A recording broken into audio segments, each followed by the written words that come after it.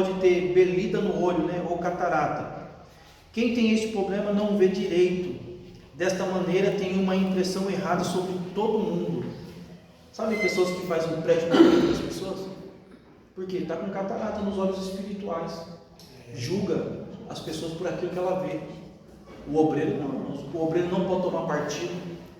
Se uma pessoa chegar assim e falar assim: pastor Douglas, é o seguinte, pastor Douglas, ó, o senhor não veio no culto aí na terça-feira? Pastor Everton tomou ali a oportunidade ali, ó, e me atacou no meio de todo mundo, fiquei envergonhado. Aí o pastor Douglas fala assim: não, irmão, nossa, pastor não pode fazer isso não, rapaz, o pastor vai matar as ovelhas. Não, a gente tem que resolver essa situação aí. Primeiro, você não estava no culto na terça. Você está ouvindo o que o cara está falando, mas você não sabe o que aconteceu de fato. Porque às vezes o que para ele foi uma indireta, às vezes foi o próprio Deus usando o pastor para consertar algo na vida dele. Então assim, o obreiro não pode tomar partido não, sem você saber o que está acontecendo. Então se a pessoa chegar para você e falar assim: fulano faz, irmão, eu não sei, não estava aqui, acabou. Você vai cortar o mal pela raiz. O diabo não vai achar brecha em você. Você vai ser como Jó, íntegro, reto, temente a Deus, se desvia do mal. Por que o diabo não tocava? Não tinha por onde o diabo entrar, não tinha brecha para o diabo entrar. Hoje em dia não, hoje em dia é capaz do diabo passar perto de alguns crentes, de alguns, e o diabo sair endemoniado, que a pessoa é pior do que o demônio. Se a gente levantar a mão no altar e falar assim: sai maligno, é capaz do demônio ficar e a pessoa sair correndo, porque a pessoa está tão atribulada, é verdade. Então assim, tem que tomar muito cuidado, não toma partido, irmão, não toma partido. Porque a pessoa, quando ela não quer arrumar contenda, quando a pessoa ela é do céu, ela não vai ficar falando para segundos e terceiros. Se o problema dela é com o pastor, ela vai chegar no pastor e vai resolver. Se o problema dela é com a irmã, ela vai chegar na irmã e vai resolver. Porque a Bíblia ensina: tem um problema com o seu irmão, chega com ele e resolve. Se ele não quiser te ouvir, chama mais 2 testemunhas e tenta fazer as pazes. Se não fizer as pazes, irmãos, aí você leva para o pastor e fala: pastor, a gente está com um problema aí, tentei fazer as pazes, o irmão não quis, agora o senhor vai fazer aí. Aí o pastor vai tomar uma direção. Então, não toma partido nessas coisas não. Então, pessoas que têm catarata ou belida no olho, né? É isso aí. Não enxerga as coisas direito, fica tomando partido. Aí está no ministério que é uma bênção. Aí sai porque o outro falou que não gostava, que o outro veio tomar mentira. Aí quando está lá fora, vendo as coisas lá de fora, aí ela entende: nossa, estava no ministério que era bênção. Fui pela conversa dos outros, estava batendo cabeça aí fora. Não pode ter sarna. Esse aqui é o tópico 10, no versículo 20 ainda. Quem tem sarna necessita se encostar para se coçar. O obreiro que tem sarna espiritual anda se coçando nos outros. É fofoqueiro, mexeriqueiro. Acaba contaminando as outras pessoas com seus problemas, porque sarna passa. Vai falando das suas revoltas, e isso daí é a sarna sendo passada e transmitindo a outras pessoas. Então quando você vê um obreiro que tudo para ele é negativo, ele só vê o lado negativo das coisas, tudo ele está se queixando, é fofoqueiro, é mexeriqueiro, ele fala de todo mundo. Não, sai fora desse cara aí, porque essa pessoa aí está atribulada de espírito, e se não se converter, ele vai sair da presença de Deus. Vai sair da presença de Deus. Então começou com fofoquinha, começou com mexeriquinho, irmão, sai fora. Seja educado e fala assim: não, irmão, eu não estou aqui para saber da vida de ninguém, não, eu estou aqui para cultuar a Deus. Se o irmão quiser falar de ser com alguém, coloca nas redes sociais, tem um monte de gente já que quer saber da vida do outro, aqui para cultuar a Deus. Se você fizer isso aí, você pode ter certeza, a pessoa pode até não gostar do que você vai falar, mas depois a pessoa vai falar assim: meu, aquela pessoa é uma pessoa de confiança, não dá ouvido para qualquer assunto. Agora você dá ouvido para fofoca, a mesma pessoa que está fazendo fofoca para você, quando ela estiver no particular dela, quando tiver outra pessoa, vai falar assim: fulano lá gosta de uma fofoca também, vai lá falar com ele que vai dar uma fofoca. Então não pode, o obreiro não pode ter sarna. Verso 11, né, tópico 11, ainda dando verso 20. Não pode ter impinge e nem feridas abertas.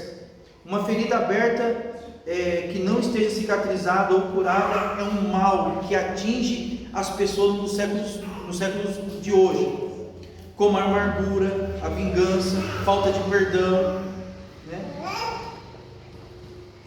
A pessoa, irmão, que tem a ferida aberta, ela não consegue perdoar.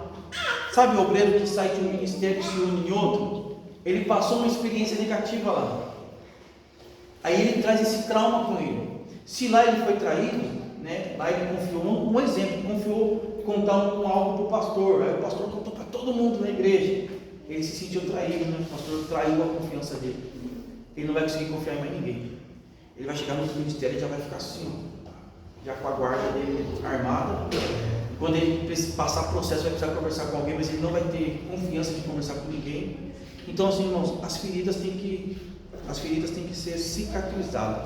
Você não pode trazer traumas do passado, porque isso vai atrapalhar você como obreiro. Você não vai conseguir exercer a sua função. E a última é testículos quebrados, está no versículo 20. Né? Para alguém exercer um ofício dentro da casa do Senhor, não podia ter os testículos quebrados. Mas de forma espiritual, quem tem testículos quebrados é uma pessoa estéril, incapaz de reproduzir e de gerar vida. Deus quer trabalhadores capazes de reproduzir na sua obra, seja através da palavra, seja através da oração. Os frutos do Espírito ele tem que aparecer. Um obreiro que tem o testículo quebrado é aquele que não consegue, irmãos, produzir nada, ele não gera nada, né? Ele, da forma que ele chegou há 20 anos atrás, 20 anos se passou e ele permanece da mesma forma. Ele não gera, ele não traz novidade, ele não traz ideia, ele não tem uma ideia de fazer um evangelismo, ele não tem uma ideia, pastor, eu estou livre aí em tal dia aí, vou chamar alguns irmãos aí, o que o senhor acha para a gente fazer um evangelismo? Pastor, tem um vizinho meu lá que não é crente, eu estou percebendo que a pessoa lá está meio atribulada, já fiz um convite para ele, se ele deixa eu fazer uma oração na casa dele, está chegando vida, irmão. Pastor, eu conversei, falei de Jesus com uma pessoa aí, a pessoa que vai fazer uma oração na casa dele, vamos lá fazer, vai ganhar essa alma para Jesus, está gerando vida. Então o obreiro precisa gerar vida. O obreiro tem que ter essa consciência, ele precisa gerar vida. Irmãos, e outra coisa, a gente não pode ficar se martirizando, está passando um processo e já achar que isso é motivo de largar Deus, né? A gente tem um exemplo muito grande que é de José. José foi governador do Egito, mas ninguém frisa isso. Todo mundo fala, José foi vendido pelos irmãos dele. Os irmãos dele tinham raiva de José, pegou a túnica, José foi preso. Só que detalhe, irmãos, José, ele foi vendido com 17 anos. Com 17 anos ele foi vendido. Com 30 anos ele começou a exercer o governo do Egito. E José viveu 110 anos. Ou seja, 13 anos ele passou de perseguição. Dos 17 ao 30. 13 anos que ele passou uma prova, sendo vendido. Foi parar na cadeia porque a mulher de Potifar acusou ele, mas ninguém fala que ele viveu 80 anos governando, vivendo do bom e do melhor. Sabe o que Deus nos ensina? Que as nossas tribulações não podem ser maior do que aquilo que Deus tem para fazer na nossa vida. É por isso que se a gente está passando algum processo, não frisa no processo. O processo é passageiro. Pastor, já estou 1 ano passando uma prova, então se prepare, você vai ter 10 anos de bonança lá na frente. Porque nunca a prova vai ser maior do que a bênção. Nunca a prova vai ser maior do que a bênção. Se você está 1 ano passando uma prova terrível e não sai daquele deserto, se prepara. Que a bênção vai ser uns 10 anos de bênção para você. A bênção sempre vai ser maior. O obreiro tem que saber isso aqui, sabe por quê? Porque vai chegar a pessoa para você e vai falar assim: irmão, depois que eu vim para a igreja, o pau está quebrando em casa, nós estamos passando uma prova terrível. Aí o obreiro, irmão, vem de incentivar a pessoa a permanecer no caminho do Senhor, e fala: ih, irmão, se prepara, viu? O evangelho não é rosa só não, viu? Se prepara aí para perder tudo. A pessoa fala: estou fora, não quero mais servir esse Deus. Então fala assim, estou passando o pior ainda, né? Aí começa a competir quem é que está com a vida mais destruída. O obreiro não, irmão. O obreiro tem que ter uma palavra de ânimo. Já guarda essa palavra no seu coração e fala assim: irmão, você não conhece a história de José não? José foi vendido com 17 anos, mas com 30 ele foi levantado governador.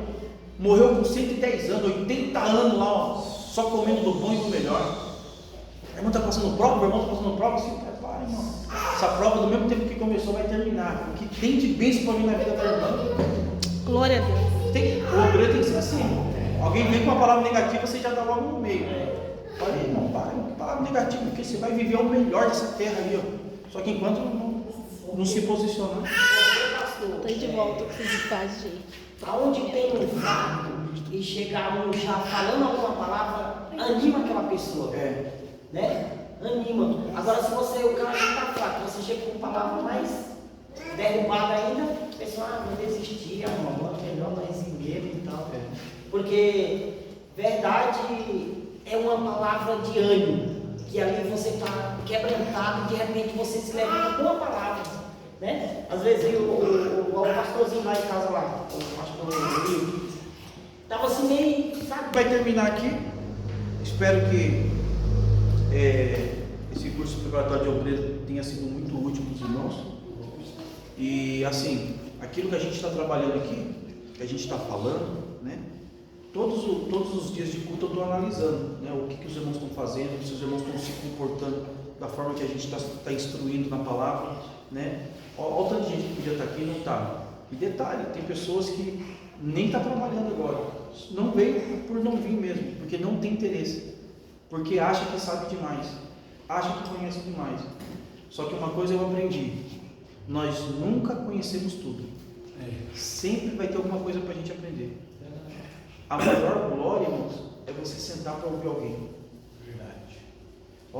Eu estou fazendo curso de teologia, vou me formar agora dia 17, e eu já estou me programando como que eu vou fazer para poder estudar o bacharel ano que vem. E eu já estou conversando com a minha esposa que eu já estou querendo, irmãos, colocar um núcleo teológico aqui na igreja. Glória a Deus. E eu dar teologia para os irmãos. Dá glória, igreja. Eita glória. Isso é bom, porque assim, eu estou crescendo espiritualmente e eu quero que os irmãos cresçam também. Não adianta eu aprender um monte de coisa e guardar só para mim.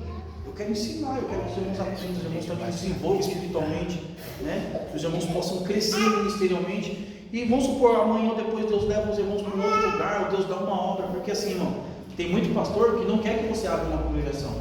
Tem muito pastor que quer que você fique ali, debaixo do jugo dele.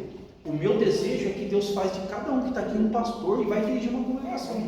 Seja ela Ministério Vale da Bênção, ou seja ela que Deus te direcionar. Porque eu tenho um entendimento, irmãos. Quem não é contra nós, é por nós. Se você está pregando que Jesus cura, salva e liberta, irmãos, glória a Deus por isso. Independente de placa. A gente não está aqui para competir. Então, assim, eu não tenho dificuldade nenhuma de passar para os irmãos o que eu aprendo, né, o que eu estou aprendendo.